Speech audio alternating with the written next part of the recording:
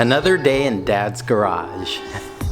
And today we're gonna be doing a couple of things actually. A new distributor I just got for the GTA. Don't have anything seriously wrong with it, just that I have a little miss because of the coil pack, or the actual coil. Besides that, it's gonna be all about giving the S10 some love. We're gonna get that cleaned up and in the garage so we can start disassembling that one. Now the car on the right weighs about 300 pounds heavier, and they're powered by the same engine. Kind of like having your mother-in-law in the back seat.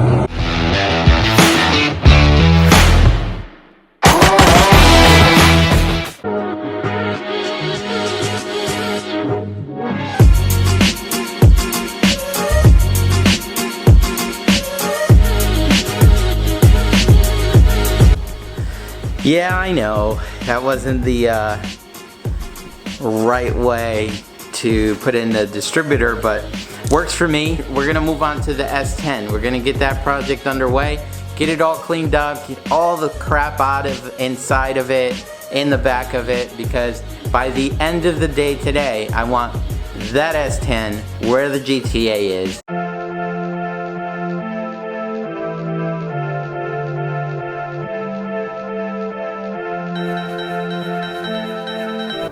The interior is pretty dirty. I mean, after a vacuum, it's gonna look a little bit better, obviously. The bucket seats are in amazing shape. I really like the interior in this truck. It's a sport edition. In the beginning, when I first got the truck, if you can see hopefully you can see a lot of sunlight today, which is awesome. But the bucket seats I thought were out of a Sonoma GT, but it doesn't turn out that way. It is an S10 Sport, which was an option back in '87. So I threw a lot of the crap that was in here in the back.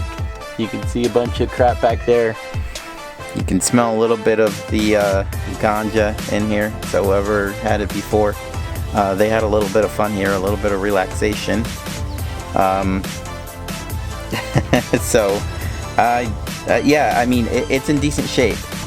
This truck is gonna clean up real nice. I'm excited about this one, and I'm excited that you are gonna see the transformation. Let's check out the heart and soul to this beast.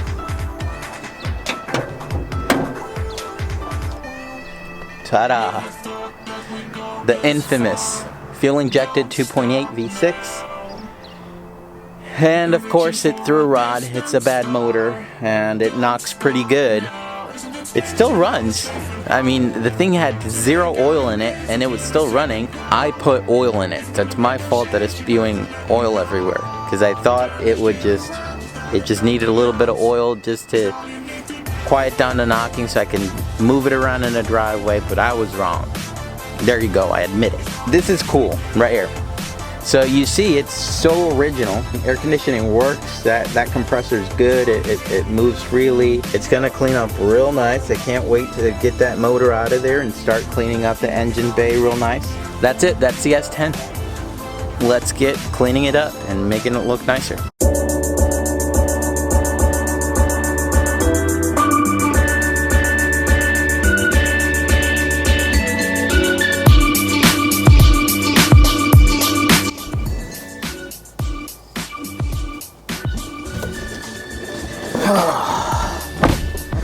Alright, so the S10 is done. I cleaned up as much as I could on it. Man, I'm really loving the privacy in here now. I feel like it's a lot better. I've always been a fan of tints, window tints.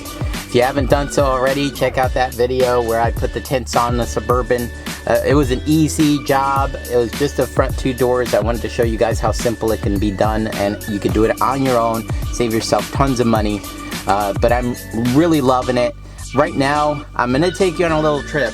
It's Wednesday and it's early. It's about 10:30 in the morning. The S10 is absolutely looking better now, with a little bit of a wash. Doesn't look like it's completely abandoned. And the engine bay is a little bit nicer, a little bit cleaner, so that I can tear into it later this week. Today's gonna be about just getting it in the garage, which is proving to be a task. I already tried starting it. I think the block is cracked because I can literally hear the compression outside of the motor, and and it doesn't seem like there's a missing spark plug or any of that. So who knows, either that or the intake, who knows. But in any case, it's done for. It's not that motor's no good. What I like to do on Wednesdays specifically, not every Wednesday, but every once in a while, I'm just going to my local Lowe's Food. Lowe's Food is awesome. I've never been to Lowe's Food before moving to South Carolina, and it's an experience in there. I love the way they set up the food market. All of their employees are always so helpful and nice. It's always a joy to go there. I love coming in the morning bright and early. At the coffee bar in the mornings, the lady already knows me and knows what I like to drink, so that's always nice.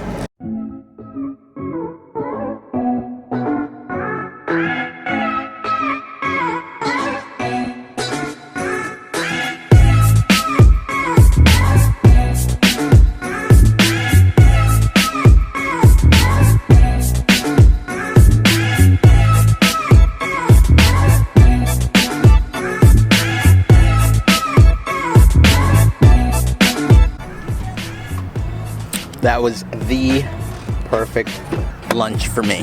Had my donut. Oh man, that thing was good. Time to get back to work before we have to go pick up our little assistant, Ethan. He woke up in a really good mood today, so hopefully that goes throughout the day.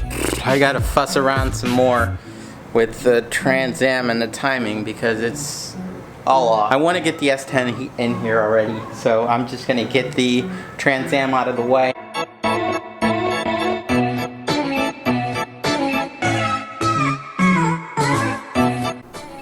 I originally went a little bit too high on the stands, on the wooden stands.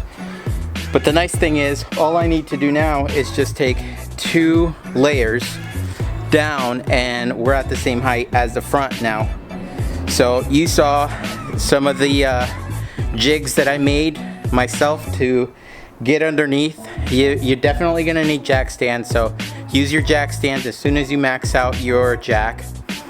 To lower it, and then use something like this, either a 4x4 or something like what I put together, so that you can go the rest of the way. So you drop it down a little bit, let it rest on the stands when the stands are maxed out, and then go under there with the blocks.